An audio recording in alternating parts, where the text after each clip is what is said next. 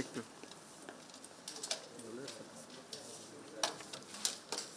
হ্যাঁ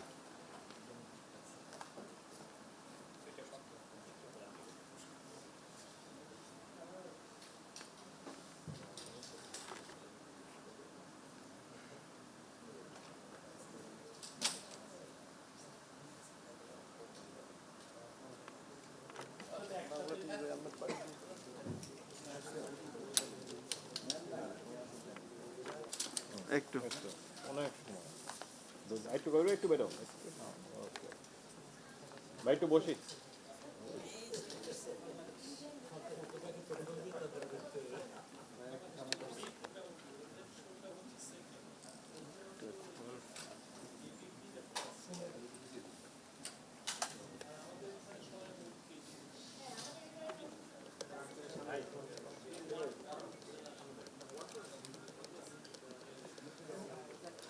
বড় ভাই, ভাইয়া একটু উঠে দিচ্ছ, যখন ব্রিফিং হবে তখন।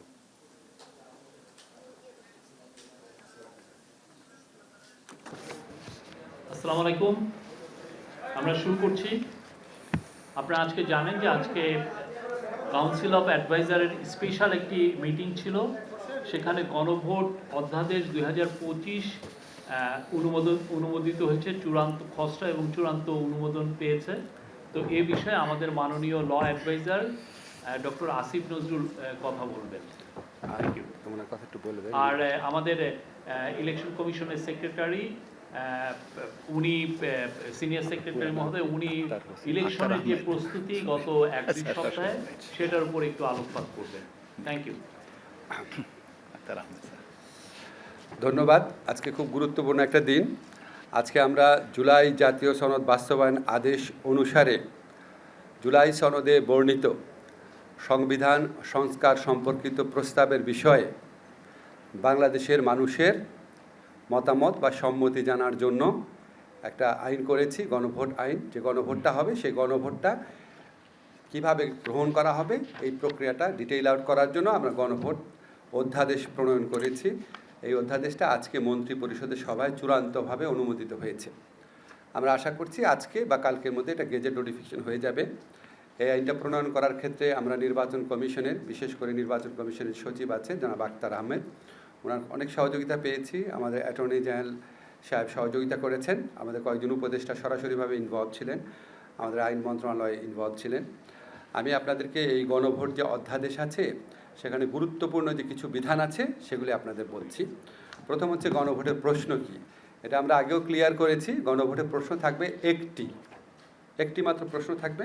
প্রশ্নটা হচ্ছে, আপনি জুলাই জাতীয় সনদ সংবিধান সংস্কার বাস্তবায়ন আদেশ 2025 এবং জুলাই সনদে লিপিবদ্ধ সংবিধান সংস্কার সম্পর্কিত নিম্নলিখিত প্রস্তাবসমূহের প্রতি আপনার সম্মতি জ্ঞাপন করিতেছেন।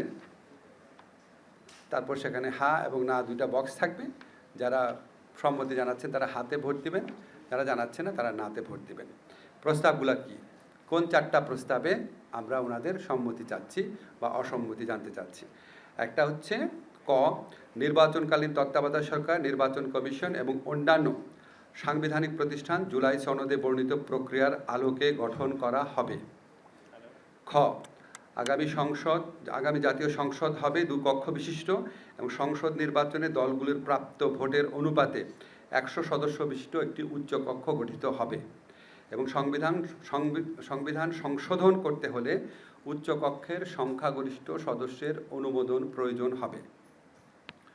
গ, সংসদে নারীর প্রতিনিধি বৃদ্ধি, বিরোধী দল হতে ডেপুটি স্পিকার এবং কয়েকটি সংসদীয় কমিটির সভাপতি নির্বাচন, মৌলিক অধিকার, বিচার বিভাগের স্বাধীনতা, স্থানীয় সরকার, প্রধানমন্ত্রীর মেয়াদ, রাষ্ট্রপতির ক্ষমতা সহ যে 30টি বিষয়ে জুলাই জাতীয় সনদে ঐক্যমত্য হয়েছে সেসব বাস্তবায়নে আগামী সংসদ নির্বাচনে বিজয়ী রাজনৈতিক দলগুলো বাধ্য থাকবে। খ, জুলাই জাতীয় সনদে বর্ণিত অপরাপর সংস্কার রাজনৈতিক দলগুলির প্রতিশ্রুতি অনুযায়ী বাস্তবায়ন করা হবে। এখন আপনাদের অনেকের প্রশ্ন থাকতে পারে যে 30টা প্রস্তাব কি? এই 30টা প্রস্তাব যেখানে ঐক্যমত্য হয়েছে, প্রথমে বলি ঐক্যমত্য মানে কি। এই 30টা প্রস্তাবে জুলাই সনদ স্বাক্ষরকারী প্রতিটি দল তাদের সম্মতি জানিয়েছে। আবার বলি, জুলাই সনদ স্বাক্ষরকারী প্রতিটি দল তাদের সম্মতি জানিয়েছে। এবং একই সাথে সাথে এনসিপি যে আছে, জুলাই গণঅভ্যুত্থানে নেতৃত্ব প্রদানকারী দলদের যে রাজনৈতিক সংগঠন, তারাও সম্মতি জানিয়েছে। জুলাই সনদে তাদের স্বাক্ষর না থাকলেও তারা এই 30টি প্রস্তাবে তাদের সম্মতি জানিয়েছিল। এই জন্য এটাকে আমরা বলছি এই 30টি প্রস্তাবে ঐক্যমত হয়েছে। এই 30টি প্রস্তাব এই গণভোট অধ্যাদেশের অ্যাপেন্ডিক্সে আমরা দিয়ে দিচ্ছি, যাতে আপনাদের এবং বাংলাদেশের প্রতিটা মানুষের জানা থাকে এই 30টি প্রস্তাব কী। গণভোটের ব্যাপারে কিছু গুরুত্বপূর্ণ বিধান এখানে আমাদের গণভোট অধ্যাদেশে রয়েছে। একটা হচ্ছে ত্রয়োদশ জাতীয় সংসদ নির্বাচন, মানে আগামী জাতীয় সংসদ নির্বাচনের জন্য যেসব ভোট কেন্দ্র নির্ধারণ করা হবে সেসব ভোট কেন্দ্রেই গণভোট অনুষ্ঠিত হবে। সংসদ নির্বাচনের জন্য প্রস্তুতকৃত ভোটার তালিকাই হবে গণভোটের ভোটার তালিকা। সংসদ নির্বাচনে ভোট গ্রহণের সময়ই হবে গণভোট গ্রহণের সময়। গণভোটের ব্যালট জাতীয় সংসদ নির্বাচনের ব্যালট থেকে পৃথক হবে। আমাদের আক্তার ভাই আজকে আমাদের মিটিংয়ে বলেছেন গণভোটের ব্যালটটা হবে ভিন্ন কালারের, যাতে কেউ কনফিউজ না হয়। সংসদ নির্বাচনের জন্য কমিশন কর্তৃক যে সমস্ত সহকারী রিটার্নিং অফিসার, প্রিজাইডিং অফিসার বা পোলিং অফিসার নিয়োগ করা হবে, ওনারাই গণভোটে এই returning officer, polling officer, presiding officer হিসেবে দায়িত্ব পালন করবেন। মুলতবি ভোট গ্রহণ। মুলতবি ভোট গ্রহণটা বলা হয়েছে যদি প্রিজাইডিং অফিসারের কোনো কারণে ভোট গ্রহণ বাধাগ্রস্ত হয়, উনি দেখছেন আর ভোট নেওয়া যাচ্ছে না, তখন উনি ভোট গ্রহণ স্থগিত করতে পারবেন। নির্বাচন কমিশন যদি এই মর্মে সন্তুষ্ট হয় যে অন্যান্য ভোট কেন্দ্রের ফলাফল দ্বারা গণভোটের ফলাফল নির্ধারণ করা সম্ভব নয়, শুধুমাত্র তখন কমিশন ওই সমস্ত কেন্দ্রে পুনরায় ভোট গ্রহণের নির্দেশ প্রদান করবে। কমিশন যদি দেখে, ধরেন 1000টা ভোট কেন্দ্র আছে, কমিশন দেখলো 20টা কেন্দ্রে ভোট নেওয়া যায় নাই, কিন্তু 20টা কেন্দ্রের ফলাফল বা ভোট বিবেচনা না করলেও ইতিমধ্যে যে ফলাফল পাওয়া গিয়েছে 920টা কেন্দ্রে, 980টা কেন্দ্রে, মানে বাকি কেন্দ্রে, সেটা দ্বারাই গণভোটের ফলাফল নির্ধারণ করা সম্ভব। তাহলে আর 20টা কেন্দ্রের পুনরায় ভোটের কোনো নির্দেশ দিবে না। 1000টার মধ্যে 980টা কেন্দ্রের ভিত্তিতেই ফলাফল ঘোষণা করবে। নাম্বারগুলো কিন্তু উদাহরণ হিসাবে দিচ্ছি। ভোটদান পদ্ধতি হচ্ছে কমিশন কর্তৃক নির্ধারিত পদ্ধতিতে গণভোট অনুষ্ঠিত হবে। গণভোটের প্রশ্নটিতে হা না সুযোগ ঘরে কমিশন কর্তৃক সংসদ নির্বাচনের জন্য যে সিলমোহর নির্ধারণ করা হবে, সেই একই সিলমোহর দ্বারা ভোট প্রদান করা হবে। ব্যালট বাক্স কী হবে? কমিশন কর্তৃক নির্ধারিত এবং সরবরাহকৃত ব্যালট বাক্স ভোট গ্রহণের জন্য ব্যবহার করতে হবে। গণভোটের ক্ষেত্রে পোস্টাল ব্যালটের আমরা সুযোগও রাখছি। পোস্টাল ব্যালট যেমন জাতীয় সংসদের ক্ষেত্রে ব্যবহার করা যাবে, গণভোটের ক্ষেত্রেও করা যাবে। ভোট কেন্দ্রে প্রবেশ, শৃঙ্খলা রক্ষা, নষ্ট বা বাতিল ব্যালট পেপার, এই সমস্ত ব্যাপারে জাতীয় সংসদ নির্বাচনের জন্য যে আইন বিধি রয়েছে সেটাও গণভোটের ক্ষেত্রে প্রযোজ্য হবে। আর ভোট সমাপ্তির পর অনুসরণযোগ্য পদ্ধতি জাতীয় সংসদ নির্বাচনের মতোই থাকবে। প্রিজাইডিং অফিসার ভোটগুলা গণনা করবেন, হা ভোট না ভোট আলাদা করে রাখবেন রাজনৈতিক দলের প্রার্থীর এজেন্টদের উপস্থিতিতে।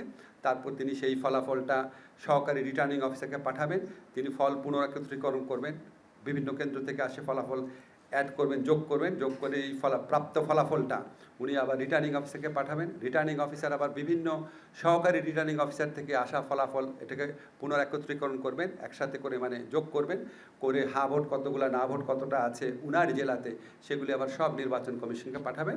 নির্বাচন কমিশন আবার সেগুলি একত্র করবেন, করে হা ভোট কতটা পেয়েছে, না ভোট কতটা পেয়েছে এটা ঘোষণা করে নির্বাচনের ফলাফল ঘোষণা করবেন। আরেকটা বিধান আছে, সেটা হচ্ছে এই গণভোট অনুষ্ঠান ভালোভাবে সম্পন্ন করার জন্য নির্বাচন কমিশনকে যে কোনো ধরনের প্রয়োজনীয় বিধি, নির্দেশাবলী এবং পরিপত্র প্রণয়ন করার ক্ষমতা প্রদান করা হয়েছে। এটা হচ্ছে আমি আইনের ব্যাপার বললাম। এখন আপনাদের নিশ্চয়ই অনেক আগ্রহ আছে নির্বাচনের প্রস্তুতি কেমন নির্বাচন কমিশন নিচ্ছে। আমরা নির্বাচন কমিশনের যে সিনিয়র সচিব আছেন জনাব আক্তার আহমেদ, ওনার থেকে একটু প্রস্তুতি সম্পর্কে শুনি। ধন্যবাদ স্যার। আসসালামু আলাইকুম, শুভ অপরাহ্ন। নির্বাচনের প্রস্তুতির বিষয় বলতে গেলে প্রথমেই আমাকে যেটা বলতে হয় যে আমাদের ভোটার তালিকা, আমরা এখন ভোটার তালিকা আমরা প্রিপেয়ার করছি। আপনারা জানেন কেন্দ্রভিত্তিক ভোটার তালিকা প্রস্তুত করতে হয়, এবং আমরা সেই ভোটার তালিকাটা এখন প্রস্তুত করা শুরু করেছি। এবং আমার ধারণা যে সব ঠিক মতন চললে আগামী মাসে 5 তারিখের ভিতরে, ডিসেম্বরের 5 তারিখের ভিতরে আমাদের ভোটার তালিকা কমপ্লিট হয়ে যাবে, ঠিক হয়ে যাবে। তার মানে আমরা 5 তারিখের আগেই যে ভোটার তালিকাটা পাবো সেই তালিকা অনুযায়ী আমরা নির্বাচনের এগিয়ে যাব। আর অন্যান্য যে দ্রব্য সামগ্রী যেটা আমাদের লাগে, ব্যালট বক্স, লক, সিল, গালা, আপনার কালি, আঙুলের অমোচনীয় কালি, স্টাম্প প্যাড, এগুলোর পর্যাপ্ত পরিমাণে আমাদের মজুদ এসছে। লাস্ট স্টক যেটা আমরা পেয়েছি সেটাও এখন আমাদের দখলে আছে এবং আমাদের কাছে আছে, এবং আমরা এটা ক্রমাগতভাবে আস্তে আস্তে আমরা বিভিন্ন জায়গায় এটা পৌঁছে দিব, যাতে শেষের দিকে যে চাপটা না পড়ে। আগে থেকে আমরা এটা বিভিন্ন জোনাল, আমাদের 10টা জোনাল অফিস আছে, 10টা জোনাল অফিসের মাধ্যমে আমরা জেলা পর্যায় পর্যন্ত, উপজেলা পর্যায় পর্যন্ত আমরা সরবরাহ করব, যাতে শেষের দিকে আমাদের এই জিনিসটা চাপ না পড়ে। ব্যালট পেপার আপনার প্রিন্টিংয়ের জন্য আমাদের গভর্নমেন্ট প্রিন্টিং প্রেস, এবং সেখানে আমাদের সাথে যোগাযোগ আছে, তাদের কাছে পর্যাপ্ত পরিমাণে কাগজ আছে। স্যার যেটা বলেছেন যে 2 রকমের ব্যালট পেপার, 2 রঙের ব্যালট পেপার হবে। আপনারা জানেন যে প্রথাগতভাবে জাতীয় সংসদ নির্বাচনের ক্ষেত্রে সাদা বেজের উপরে কালো প্রিন্টের ব্যালট পেপারগুলো হয়, আর এক্ষেত্রে আমরা একটা রঙিন কাগজ ব্যবহার করব গণভোটের জন্য, যে একটা রঙিন কাগজ ব্যবহার করব। রঙিন কাগজের উপরে যেটা দৃশ্যমান হয়, কালো যদি দৃশ্যমান হয়, সেই দৃশ্যমান অনুযায়ী আমরা ব্যালট পেপারটা করব। এবং এই ব্যালট পেপারের পাশাপাশি স্যার আরেকটা জিনিস বলেছেন যে প্রবাসী যারা আছেন বা আপনার দেশে যারা সরকারি চাকরিজীবী এবং নির্বাচনী কর্মকাণ্ডে যারা জড়িত থাকেন বা আইনি হেফাজতের যারা আছেন, তারা এবার ইন কান্ট্রি পোস্টাল ব্যালট ভোটের আওতায় তারা ভোট দিতে পারবেন। তাদের রেজিস্ট্রেশনটা, দেশের রেজিস্ট্রেশনটা একটু পরে করব আমরা, এখন বিদেশের রেজিস্ট্রেশনটা শুরু হয়েছে এবং আমরা আশাব্যঞ্জক সাড়া পাচ্ছি। আমরা ক্রমান্বয়ে 8টা ভাগে রিজিয়নে ভাগ করে আমরা আস্তে আস্তে এগিয়ে যাচ্ছি, কেননা আমরা খুব অল্প সময়ের ভিতরে এই অ্যাপটা লঞ্চ করেছি এবং সেই কারণে আমাদের ট্রায়াল ফেজে যেহেতু বিভিন্ন সময় দেখা যায় যে বিভিন্ন দেশ প্রবাসী ভোটারদেরকে এই ট্রায়ালের জন্য প্রায় একাধিক বছর, কেউ 5 বছর পর্যন্ত ট্রাই করে তারপরে একটা পর্যায়ে আসছেন, কিন্তু আমরা মাত্র এক মাসের মতন ট্রাই করতে পেরেছি। কাজে আমরা একটু আস্তে আস্তে জিনিসটাকে আগাচ্ছি এবং আমরা এখন পর্যন্ত যে রিজিয়ন, 3টা রিজিয়নে আমরা এখন কাজ করছি। এখন নর্থ আমেরিকাতে এখন আমাদের নিবন্ধন চলছে এবং আশাব্যঞ্জক সাড়া পাওয়া যাচ্ছে।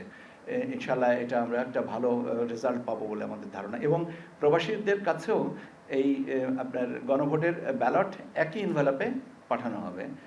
একটা হচ্ছে যে পার্লামেন্টারি ইলেকশনের জন্য, জাতীয় সংসদ নির্বাচনের জন্য ব্যালট পেপার, পাশাপাশি সাথে একই ইনভেলপে এটা গোনার সময় জিনিসটা আলাদা করে নেওয়া হবে এবং সেই কারণে এটা ভিন্ন রঙের ব্যালট পেপার ব্যবহার করা হচ্ছে গণভোটের কারণে, গণভোটের ব্যাপারে।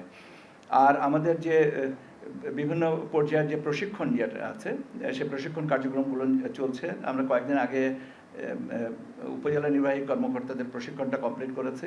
এখন আমরা ক্রমাগতভাবে যারা প্রিজাইডিং অফিসার হবেন, অ্যাসিস্ট্যান্ট প্রিজাইডিং অফিসার হবেন, পোলিং অফিসার হবেন, তাদের জন্য আমরা যে প্রশিক্ষণের ব্যবস্থাটা নেওয়া হচ্ছে এবং আমরা যথাসময়ে এটা করতে পারবো বলে বিশ্বাস করি। মোটামুটিভাবে প্রয়োজন যে আমাদের প্রস্তুতির জন্য যে সমস্ত প্রয়োজনীয় ব্যাপারগুলো আছে সেগুলো আমরা on time and online.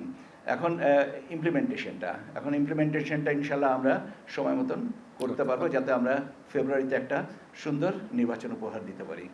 Sir আর কিছু না, জাস্ট আপনাদের দৃষ্টি আকর্ষণ করছি, এবার নির্বাচনে বাংলাদেশের ইতিহাসে প্রথমবারের মতো 2টা জিনিস হবে। একটা হচ্ছে পোস্টাল ব্যালট, বিদেশি যারা আমাদের প্রবাসী ভাই বোনরা আছেন ওনারা ভোট দেওয়ার সুযোগ পাবেন। আর সেকেন্ড হচ্ছে একই দিনে জাতীয় সংসদ নির্বাচন এবং গণভোট অনুষ্ঠিত হচ্ছে। বুঝতেই পারছেন আমাদের জন্য চ্যালেঞ্জটা অনেক বড়। তো আমরা আমাদের বাংলাদেশের মানুষের যে উৎসাহ দেখছি, রাজনৈতিক দলগুলোর যে উৎসাহ দেখছি, আগ্রহ দেখছি, আপনারা সাংবাদিক ভাইরা অত্যন্ত পজিটিভলি বিষয়গুলো কাভারেজ করছেন। ইনশাআল্লাহ আমরা সবাই মিলেই এই 2টা চ্যালেঞ্জই খুব ভালোভাবে মোকাবেলা করতে পারবো। এবার আপনাদের কোনো প্রশ্ন থাকলে করতে পারেন। স্যার রিয়েল টাইমে এখন 31,801 জন নিবন্ধন করেছে প্রবাস থেকে, এটাও বলে দিতে পারেন। আচ্ছা, জাস্ট এই মুহূর্তে আপনাদের বলতে পারি 31,801 জন প্রবাসী ভোটার নিবন্ধন করেছেন। আমরা আশা করছি এটা কয়েক লাখে পৌঁছাবে রিয়েল টাইমে সেটা। জি জি, আপনারা গণভোট এবং একই দিন হবে, আপনার ভোট কেন্দ্র একই ভোট কেন্দ্র হবে, সেক্ষেত্রে কি ভোট কেন্দ্র বাড়াতে হবে কিনা? কারণ আপনারা নির্বাচন যেটা ভোট কেন্দ্র জাতীয় নির্বাচনের জন্য আপনারা করেছেন, এক্ষেত্রে তো ডাবল ভোট দিতে হবে, ভোটের সময় তো দ্বিগুণ হয়ে যাবে, সেক্ষেত্রে ভোট কেন্দ্র কতটি ভোট কেন্দ্র বাড়াতে হবে বলে মনে করেন? আপনার প্রশ্নের জন্য অসংখ্য ধন্যবাদ। আপনার প্রশ্নটা অত্যন্ত যথাযথ এবং ধন্যবাদ দিলাম। আমরা এই বিষয়টা পর্যালোচনা করার জন্য আমরা আগামী 29 তারিখ শনিবার সকাল 8টা থেকে 12টা পর্যন্ত আমরা একটা মক রিহার্সাল করছি এবং ওখানে রিয়াল টাইমে কতটুকু প্রয়োজন লাগে ক্রস সেকশন অফ পিপল নিয়ে আমরা ওখানে এই মক রিহার্সালটা করব এবং তারপরে আমরা সিদ্ধান্তে আসতে পারবো যে আমাদের ভোট কেন্দ্র বাড়াতে হবে নাকি না বুথ বাড়াতে হবে নাকি উভয়টাই বাড়াতে হবে। কাজে একটু শনিবার পর্যন্ত অপেক্ষা করেন। বাহার খান ডেভিস্টার থেকে। আমার একটা প্রশ্ন হচ্ছে যে কই বাহরাম এদিকে পিছনে এখানে বাহারাম প্রশ্ন করার সময় কেন জানি ঢোক গেলাম একটা। প্রথমে কোনটা গোনা হবে, মানে জাতীয় সংসদ নির্বাচনের ভোট নাকি গণভোটের ভোট? কি কোনটা? গণনা, ভোট গণনা ক্ষেত্রে ভোট দুইটা গণনায় সাইমালটেনিয়াসলি চলবে, ঠিক আছে? সাইমালটেনিয়াসলি চলবে, একই সময় চলবে।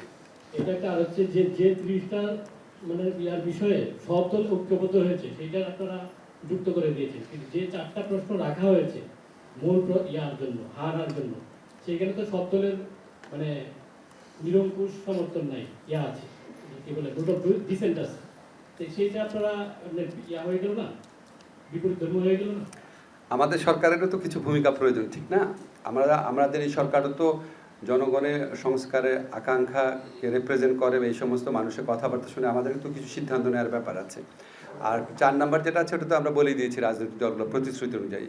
আর 30টার ব্যাপারে ঐক্যমত যেটা সেটা বলেছি যে এটা ওনারা করতে বাধ্য থাকবেন, কারণ ওনারা এখানে প্রতিশ্রুতি দিয়েছেন।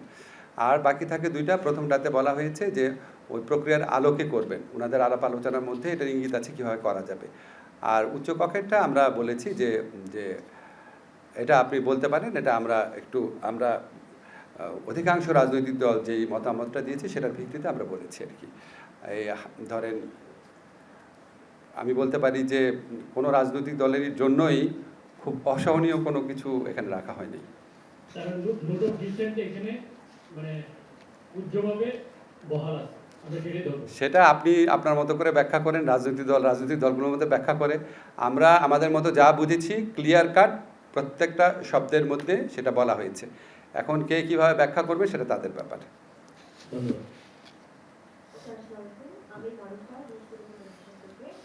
আমার প্রশ্ন হচ্ছে বিশেষ করে যারা গ্রামাঞ্চলের বা যারা নিরক্ষর আছেন তারা গণভোটের এই যে হ্যাঁ না বিষয়টা সেখানে তারা কিভাবে এটা নির্ধারণ করবে বা ভোটটা প্রয়োগ কিভাবে করবে এই বিষয়ে কোনো প্রচারণা আসলে থাকছে কিনা? আপনাকে অনেক ধন্যবাদ। এই বিষয়ে ব্যাপক প্রচারণা আগামী 2-3 দিনের মধ্যে শুরু হবে।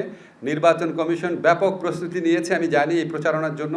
আমাদের সরকারের পক্ষ থেকে আমাদের সংস্কৃতি উপদেষ্টা মোস্তফা সরোয়ার ফারুকী আছেন, অন্যান্য যারা কনসার্ন আছেন তারা মিলে ব্যাপকভাবে করবেন। তথ্য মন্ত্রণালয় করবে, আমাদের এই যে আমাদের শফিক সাহেব আছে প্রধান উপদেষ্টার যে প্রেস টিম আছে, সবাই মিলে করব। আমরা প্রত্যেকটা মানুষ যেন এটা বুঝতে পারে এই মাত্রায় প্রচারণা করব, আমরা এই ব্যাপারে দৃঢ় প্রতিজ্ঞ। জি, আমার নাম আহমেদ রেজা, আমি যমুনা টেলিভিশনে কাজ করি। আমি মূলত আইন শৃঙ্খলা পরিস্থিতিটা কেমন থাকবে সেটির জন্য গতকালকে প্রধান উপদেষ্টার বাসভবন যমুনায় সেখানে লটারি করা হয়েছে। বিশেষ করে এটা নিয়ে আমি কোনো কমেন্ট করব না, আমার বিষয়ে প্রশ্ন করেন। আইন শৃঙ্খলা নিয়ে প্রশ্ন করলে আমাদের স্বরাষ্ট্রমন্ত্রী নির্বাচন জরুরির সাথে জড়িত এটা। জি বলেন। তো ওই লটারি করে যে আইন শৃঙ্খলা বাহিনীর সদস্যদেরকে বিশেষ করে এসপিদেরকে পদায়ন করা হচ্ছে সেটা কবে নাগাদ শুরু হবে এবং প্রক্রিয়াটা কি ছিল? আমি যেটুকু জানি লটারি হয়েছে, আর লটারিটা কোনো একদম মানে খুব অন্ধের মতো লটারি এরকম হয় নাই। অনেকগুলো ক্যাটাগরি করা হয়েছে, যারা পারফরমেন্সের ভিত্তিতে, তারপর ঝুঁকিপূর্ণ জেলা বাছাই করা হয়েছে, এগুলি ম্যাচ করে বেশ মানে একটা গভীর বিশ্লেষণের পরে এই লটারিটা করা হয়েছে। আসসালামু আলাইকুম, আমি জুমি রহমান, চ্যানেল 1 এ কাজ করি। আমি আসলে সাধারণ প্রশ্নই করতে চাই যে গণভোট নিয়ে অনেক দ্বিধা রয়েছে, যেমন 4টি প্রস্তাব যে তুলে ধরা হবে তার মাঝে যদি একটি বা দুইটিতে কেউ সম্মত না হন বা কিন্তু তিনি বাকি দুটিতে আবার চাচ্ছেন যে এই দুটি হোক কিন্তু বাকি দুটি হবে, এই অসুবিধা সাধারণ মানুষের এই কথাটি জানতে চাচ্ছে এটি বিবেচনায় এসেছে কিনা? অবশ্যই বিবেচনা আসছে। ধরেন কোনো একটা দলকে যখন ভোট দেন বা প্রার্থীকে যখন ভোট দেন, ওনার কি সব কিছু পছন্দ করেন? সব করেন? সব তো করেন না। আপনি বিচার করেন ওনার অপছন্দনীয় ব্যাপার কতগুলো আছে, পছন্দনীয় কতগুলো আছে, কম্পারেটিভলি বিচার বিবেচনা করে আপনি ভোট দেন। এখানেও 4টা প্রস্তাব সংস্কার প্রস্তাব, সবগুলোই সংস্কার প্রস্তাব। তো 4টা প্রস্তাব বিবেচনা করে আপনার যদি মনে হয় আপনি অধিকতর সম্মত তাহলে হ্যাঁ দিবেন, আর যদি অধিকতর অসম্মত তাহলে না দিবেন। আমি বিপ্লব বাংলা পত্রিকা থেকে আমার প্রশ্ন হলো যে গণভোট এবং জাতীয় সংসদ নির্বাচন দুইটার যে তফসিল কি একই দিনে একই পদ্ধতিতে ঘোষণা করবেন কিনা এবং অবশ্যই অবশ্যই তফসিল অবশ্যই একই সাথে হবে, একই দিনে ঘোষণা হবে। একই দিনে নির্বাচনও তো একদিনে, নির্বাচনও একই দিনে হবে। এটা আমি আপনাদের পক্ষ থেকে আমাদের সচিব সাহেবকে জিজ্ঞেস করি তফসিলটা কবে ঘোষণা হতে পারে। স্যার, এটা যে কথাটা আমি সবসময় আমাদের ওখানের ইলেকশন বিটে আছেন, আমি জানার 5 মিনিটের মধ্যে জানিয়ে দেবো। আমি মনে যুগান্তরে কাজ করছি, আমি ক্লিয়ার হতে পারছি না যে আসলে যে নোট অফ ডিসেন্ট উল্লেখ থাকছে কিনা, নোট অফ ডিসেন্ট অনুসারে রাজনৈতিক দলগুলো তাদের সিদ্ধান্ত নিতে পারবে কিনা। একসাথে আমি শেষ করে যে ভারতের প্রবাসীরা ভোটে অংশ নিতে পারবে কিনা, মানে ভারতের প্রবাসীরা আইনসম্মত। যাই হোক, এমনই একটা ইন্টারেস্টিং প্রশ্ন করেছেন, ভারতের প্রবাসীরা। আপনি তো ভারতের প্রবাসী কয়েকজনের ব্যাপারে জানতে চাচ্ছেন। যাই হোক, এটা ইলেকশন কমিশন দেখবে, আমার মনে হয় না ওনারা ভোট দিতে নিবন্ধিত হবেন। আচ্ছা, আর যেটা আপনি কি বলেছেন গণভোটের প্রশ্ন, আচ্ছা আমরা এটা ক্লিয়ারলি 4টা জিনিস লিখেছি, আপনারা নিজেরা বিচার বিশ্লেষণ করে বিশেষজ্ঞদের মতামত নিয়ে আপনারা খুঁজে বের করেন। আমরা যেভাবে বুঝেছি সেভাবে লিখেছি, এটা নিয়ে আর মানে নতুন করে ব্যাখ্যা দেওয়ার কিছু নেই আমার। আসসালামু আলাইকুম, আমি হাসান আল মামুন, ডিবিসি নিউজে কাজ করছি। আমার প্রশ্ন হচ্ছে যে জামাত এবং ইসলামী যে দলগুলো জাতীয় নির্বাচনের আগে গণভোট চাচ্ছে, এই বিষয় নিয়ে আসলে আপনারা কি ভেবেছেন? এটা আবার বলতে হবে, আদেশের মধ্যে আইনের মধ্যে বারবার বলছি একই দিনে, বারবার তো বলছি এটা। আমার আরেকটা প্রশ্ন ছিল, যদি একটু নিতেন। জি, একটা প্রশ্ন যে দেশে যারা নির্বাচনের দায়িত্ব পালন করবে তাদেরকেও একটা ভোটে নির্বাচনে অংশগ্রহণ করার একটা সুযোগ থাকবে, ফলে সেখানে কোন পেশার সবাই যুক্ত থাকতে পারবে সেটা যদি একটু ক্লিয়ার করতেন, যে সাংবাদিক বা কারা কারা থাকছেন যদি একটু। আরপিও অনুযায়ী দেশের অভ্যন্তরে 4 ক্যাটাগরির মানুষ পোস্টাল ব্যালটের মাধ্যমে ভোট দিতে পারেন। 1 প্রবাসী, 2 সরকারি চাকরিজীবী যারা কর্মসূত্রে নিজের কনস্টিটিউয়েন্সির বাইরে দাপ্তরিক দায়িত্ব পালন করেন, 3 যারা আইনি হেফাজতে আছেন, 4 যারা নির্বাচনের দিনে দায়িত্ব পালন করেন।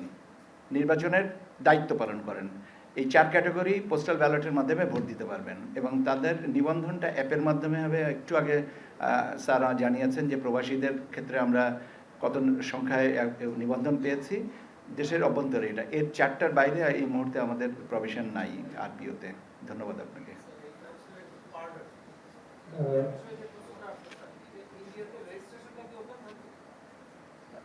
বুঝি নাই। প্রবাসী বাঙালিরা ওপেন থাকবে না, থাকবে না। ও অ্যাপটা তো সার্বজনীন, রেজিস্ট্রেশন যাদের করার সুযোগ আছে তারা করবেন, ঠিক আছে।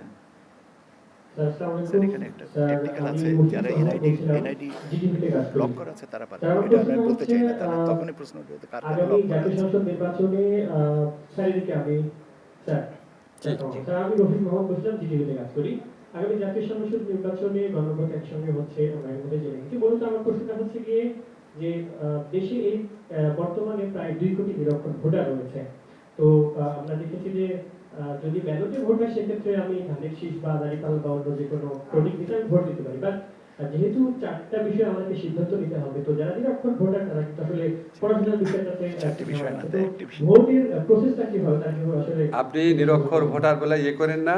বাংলাদেশে যারা নিরক্ষর ভোটার বলছেন ওনারাই বাংলাদেশের স্বাধীনতা সংগ্রাম, গণতন্ত্র প্রতিষ্ঠার সংগ্রামে সবচেয়ে বড় অবদান রেখেছেন। ওনাদের পলিটিক্যাল জাজমেন্ট আমার আপনার চেয়ে অনেক বেশি অনেক ক্ষেত্রে। ওনারা যেন কোয়েশ্চেনটা বুঝেন, এই জন্য আমরা 3 মাস ব্যাপী প্রচারণা করব। 3 মাস ব্যাপী প্রচারণা করব। আর হচ্ছে হানা যেটা, সেখানে আপনার টিক চিহ্ন আর ক্রস চিহ্ন থাকবে, দেখে যেন বুঝতে পারেন।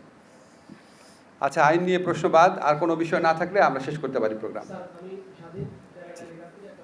জি, গণমাধ্যম কর্মী যারা ঢাকায় কাজ করে তাদের জন্য নির্বাচনে কোনো সুযোগ রয়েছে কিনা ভোট দেওয়ার? কারণ তারা তো ঢাকার বাইরে যাচ্ছে না। আমি ক্ষমাপ্রার্থী যে আমি যারা পোস্টাল ব্যালটের মাধ্যমে ভোট দিতে পারবেন 4টা ক্যাটাগরি, এই ক্যাটাগরিতে সংবাদকর্মীদের বিষয়টা এখন নাই আরপিওর বিধানের অনুযায়ী, কাজে দুঃখিত। আপনারা তো ম্যাক্সিমাম যেখানে কাজ করেন এখানেই তো আপনারা ভোটার হিসেবে নিবন্ধিত আছেন না?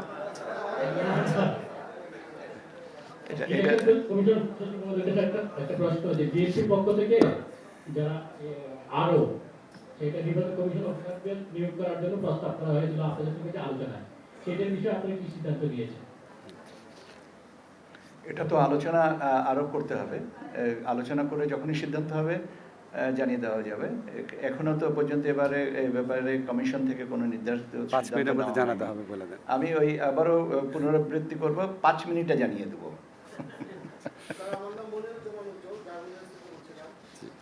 আপনারা সুন্দরভাবে নির্বাচন কার্যক্রম পরিচালনার জন্য প্রস্তুতি গ্রহণ করছেন, আপনারা এই মুহূর্তে কোনো চ্যালেঞ্জ মনে করছেন কিনা, কোনো থ্রেট আছে কিনা যতটুকু প্রস্তুতি নিচ্ছেন এর মধ্যে?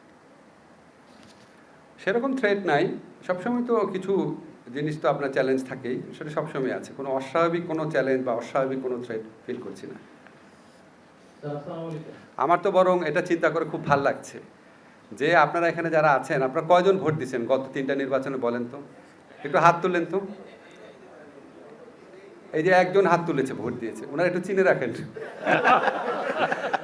গত 3টা নির্বাচনে ভোট দিয়েছে যে 2 জনকে পেলাম হাত তুলেছে, আচ্ছা 3 জন পাওয়া গেল। ক্যামেরাম্যানরা কিন্তু বেশ ভোট দিয়েছে মনে হচ্ছে, সাংবাদিকরা যদিও নাও দিয়ে থাকে। আচ্ছা যাই হোক, এখন আমাদের জন্য কত বড় একটা উৎসবের ব্যাপার না বলেন। বাংলাদেশের মানুষ প্রায় 20 বছর পরে আপনার গণতান্ত্রিকভাবে ভোট দেওয়ার সুযোগ পাবে। সবাই আমাদের সহযোগিতা করবেন, এটা আমাদের জন্য একটা পুরা জাতির জন্য চ্যালেঞ্জ। এটা শুধু আমাদের জন্য চ্যালেঞ্জ না, এটা আমাদের জাতির জন্য চ্যালেঞ্জ। আমরা 20-22 বছর পর একটা সুষ্ঠু অবাধ নির্বাচন করব। আমার মনে হয় আমরা এটা নিয়ে আর কোনো প্রশ্ন নিচ্ছি না। আমাদের আজকে কাউন্সিল অফ অ্যাডভাইজার মিটিংয়ে হজরত শাহজালাল আন্তর্জাতিক বিমানবন্দরের আমদানি কার্গো কমপ্লেক্সে আপনারা জানেন যে গত মাসের 18 তারিখে একটা ভয়াবহ অগ্নিকাণ্ড হয়েছিল। সেইটার অগ্নিকাণ্ডের আজকে যে রিপোর্টটা পেশ করা হয়েছে, তদন্ত রিপোর্ট, সেটার উপরে আলোচনা হয়েছে। তা এটার যেগুলো চুম্বক অংশ সেগুলো আমি বলছি, যেগুলোর ফাইন্ডিংস ছিল। প্রথম কথা হচ্ছে যে এই আগুনটা লেগেছে হচ্ছে কার্গো ইয়েতে, এবং এর আগে প্রথম যে অবস্থাটা ছিল যে এই তদন্ত কমিটি পেয়েছেন যে বিভিন্ন কুরিয়ার এজেন্সির জন্য নির্ধারিত 48টি ছোট ছোট লোহার খাঁচার অফিস ছিল সেখানে। কুরিয়ার শেডের ভিতরে অফিস এলাকায় ফায়ার অ্যালার্ম, স্মোক ডিটেক্টর ও স্প্রিংকলার ছিল না। আপনি জানেন স্প্রিংকলার দিয়ে পানি দেওয়া হয়। কোনো অগ্নি নির্বাপক হাইড্রেন্ট ছিল না। কোনো ধরনের নিয়মের তোয়াক্কা ও সতর্কতা ছাড়াই পলিথিনে মোড়ানো কাপড়ের রোল, রাসায়নিক পদার্থ, সংকুচিত বোতলের পারফিউম এবং বডি স্প্রে, ইলেকট্রনিক জিনিসপত্র, ব্যাটারি, ওষুধজাত পণ্যের কাঁচামালের মতো অত্যন্ত দাহ্য এবং অন্যান্য দাহ্য পদার্থ এলোপাতারিভাবে সেখানে স্তূপকৃত করে রাখা হয়েছিল। আচ্ছা, আগুনটা লাগে হচ্ছে 2:09 এবং প্রথম এইটা দৃশ্যমান হয় স্মোক হচ্ছে 2:15 এবং এটা 14:15 আর কি। এখানে প্রথম একজন আনসার কর্মী এইটা প্রথম এটা ডিটেক্ট করেন। তো এটার বাইরে থেকে সর্বপ্রথম দৃশ্যমান ধোঁয়া দেখা যায় হচ্ছে 14:15 মানে 2:15 প্রত্যক্ষদর্শী একজন আনসার কর্মী। আর সিভিল এভিয়েশন কর্তৃপক্ষের সর্বপ্রথম অগ্নি নির্বাপক গাড়ির আগমন ঘটে হচ্ছে 2:22। 7 মিনিটের মধ্যে আসছে। হ্যাঁ, বেবি চক মানে আপনি জানেন সিভিল এভিয়েশন অথরিটির দ্বিতীয় অগ্নি নির্বাপক গাড়ির আগমন ঘটে হচ্ছে 2:25। আর উত্তরা ফায়ার ব্রিগেডের সর্বপ্রথম অগ্নি নির্বাপক গাড়ির আগমন এর সময় হচ্ছে 2:50। যুক্ত তো ফায়ার সার্ভিসেস অগ্নি নির্বাপনের যারা এসছিলেন, যেই গাড়িগুলো এসছিলেন, তারা যেই সমস্যাটা ফেস করেন সেটা হচ্ছে তারা দেখেন যে 1500 ডিগ্রির উপরে তাপমাত্রা সহ সম্পূর্ণরূপে বিকশিত আগুন, ঘন ঘন তালা লাগানো লোহার গ্রিলের উপস্থিতি, ফায়ার হাইড্রেন্টের অনুপস্থিতি, অজানা রাসায়নিক পণ্যের উপস্থিতি, অপর্যাপ্ত পানীয় ফোম, কাঠামোগত ধস এবং ধ্বংসাবশেষ ধসে পড়া। তো এই তাদের যে তাদের ফাইন্ডিংস অনুযায়ী তারা যারা এই পুরো বিষয়টা যারা কাজ করেছেন নিবিড়ভাবে, তারা হচ্ছে যে ফায়ার সার্ভিস, সিআইডির forensic department, arm forces division, তদন্ত কমিটির অগ্নি নির্বাপন বিশেষজ্ঞগণ, এনএসআই, বিস্ফোরক বিভাগ, ডেস্কো, সিটিটিসি, বুয়েট, আফাত, এটা হলো তুরস্কের অগ্নি নির্বাপনী সংস্থা, মোকাট কর্তৃক গঠিত ক্যাটালগিং কমিটির প্রতিবেদন, 97 জন সাক্ষীর মৌখিক ও লিখিত সাক্ষ্য, সিভিল এভিয়েশন, বাংলাদেশ বিমান, কাস্টম, এফএসসিডি, বিএনএসিডব্লিউসি কর্তৃক জমা দেওয়া নথি, ডিজিএফআই, বিমান, CAB, NSI, APBN, customs, courier agency, বিভিন্ন মিডিয়া হতে প্রাপ্ত সিসিটিভি ফুটেজ। তো ওনাদের যেটা ফাইন্ডিং সেটা হচ্ছে এটা কোনো স্যাবোটাজ ছিল না, এটা আর্কের পরবর্তী বৈদ্যুতিক আর্কিং এবং বৈদ্যুতিক শর্ট সার্কিটের কারণে এই আগুনটা লাগে। আর আর্কের পরবর্তীতে শর্ট সার্কিটের কারণে কুরিয়ার শেডের বর্ধিত অংশের উত্তর পশ্চিম কোণের পাশাপাশি অবস্থিত কয়েকটি কুরিয়ার এজেন্সির খাঁচাগুলোর মধ্যবর্তী স্থানে অগ্নিপাতের সূত্রপাত হয়। তুরস্ক হতে আগত বিশেষজ্ঞ দল, বুয়েট বিশেষজ্ঞ, অগ্নি নির্বাপক বিশেষজ্ঞ এবং সিআইডি ফরেন্সিকের প্রতিবেদনে উল্লেখিত অগ্নিকাণ্ডের কারণ নিশ্চিত করা হয়েছে।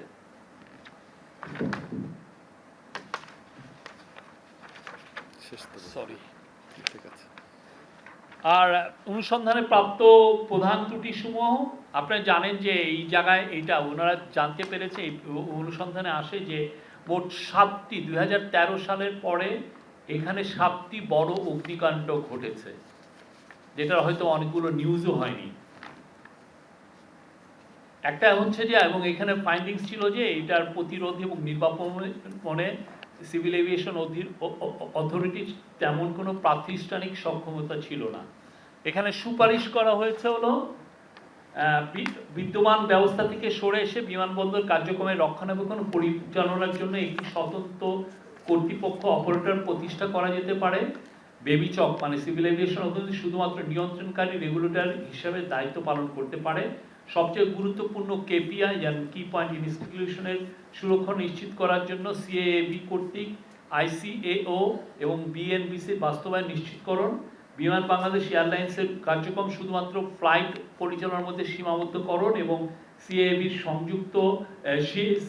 নিযুক্ত একজন দক্ষ অপারেটরের উপর গ্রাউন্ড হ্যান্ডলিং ও অন্যান্য কার্যক্রমের দায়িত্বভার অর্পণ। বেবিচক কর্তৃক ফায়ার সার্ভিস অ্যান্ড সিভিল ডিফেন্সের সাথে সমন্বয় করতে দ্রুততম সময়ের মধ্যে একটি বিশেষ শ্রেণীর ফায়ার স্টেশন নির্মাণের জন্য প্রয়োজনীয় ব্যবস্থা গ্রহণ। স্থানীয় এবং আন্তর্জাতিক নিয়ম অনুসরণ করে বিপজ্জনক পণ্য এবং রাসায়নিক গুদাম উন্নত স্থানান্তর করার জন্য এরা বলেছেন। বিএনবিসি অনুসরণ করে উপযুক্ত স্থানে নিলামযোগ্য পণ্যের জন্য পৃথক কাস্টমস গুদাম স্থাপন। অ্যাপ্রন এলাকায় কোনো প্রকার মালামাল মজুদ নিষিদ্ধ করতেও তারা বলেছেন। এই ছিল মোটামুটি এটার ফাইন্ডিংস। Thank you. এটার বিষয়ে আমরা কোনো প্রশ্ন দিতে পারবো না, আপনারা তদন্ত কমিটি যারা তদন্ত করেছেন তাদের সাথে কথা বলবেন, আমরা এটার ফাইন্ডিংসটা আপনাদের সাথে শেয়ার করব। এটা তদন্ত কমিটি এটা আজকে এই তদন্ত কমিটির রিপোর্টটা উপস্থাপন করেছেন আমাদের